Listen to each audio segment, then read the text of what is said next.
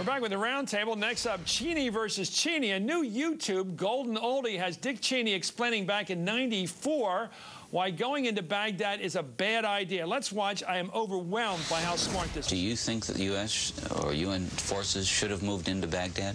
No. Why not? Because if we'd gone to Baghdad, we would have been all alone. There wouldn't have been anybody else with us. It would have been a U.S. occupation of Iraq. None of the Arab forces that were willing to fight with us in Kuwait were willing to invade Iraq. Once you got to Iraq and took it over and took down Saddam Hussein's government, then what are you going to put in its place? That's a very volatile part of the world, and if you take down the central government in Iraq, you can easily end up seeing pieces of Iraq fly off. Part of it the Syrians would like to have to the west. Part of eastern Iraq the Iranians would like to claim, fought over for 8 years. In the north, you've got the Kurds, and if the Kurds spin loose and join with the Kurds in Turkey, then you threaten the territorial integrity of Turkey. It's a quagmire if you go that far and try to take over Iraq. The other thing was casualties. Everyone was impressed with the fact that we were able to do our job with as few casualties as we had. But for the 146 Americans killed in action and for their families, it wasn't a cheap war.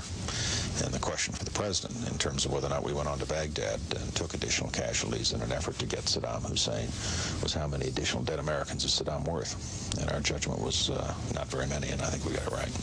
Okay, now we know we had 9/11 subsequent to that, but the points that he made had to do not with the world situation the United States faces, Melanie, but with the situation in Iraq as it's likely to take place, as it has taken place once we attempted to occupy.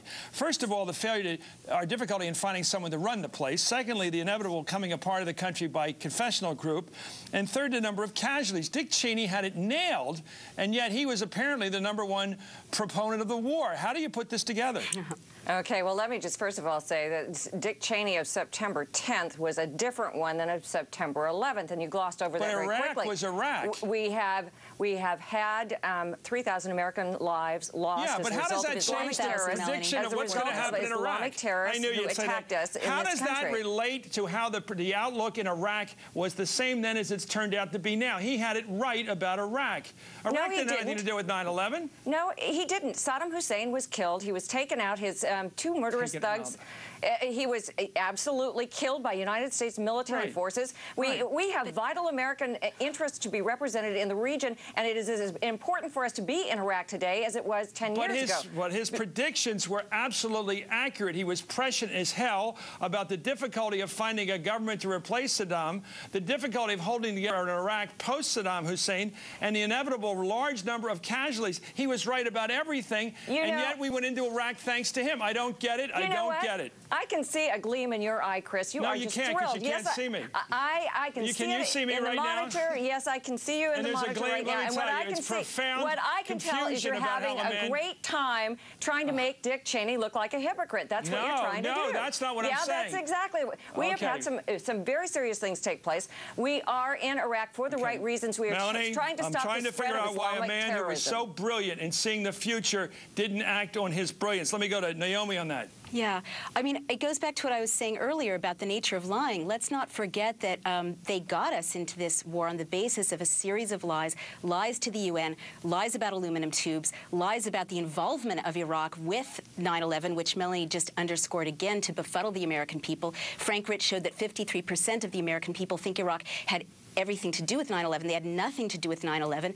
And this weaving out of lies was a pretext for an invasion that served their own political purposes. In the wake of the invasion, they were able to terrify the American people, subjugate the American people, drive through a series of laws that dismantled key checks and balances, allowed overreaching executive power, and completely eviscerated, what the founders set in place, thus weakening America. Fundamentally, let me just say one more, Naomi, because you're going to look great in a burqa. Craig, you're going to look super in a burqa. Your sense of figuring this out. Well, I do think there's a 9/11 component. Let me just attempt this explanation. Is that one I've heard from sympathizers to Cheney is that he really came to believe after 9/11 that our more pacifist policies, not going after Hussein, pulling out of Lebanon in the Reagan administration, had led to emboldening terrorists and led to 9/11.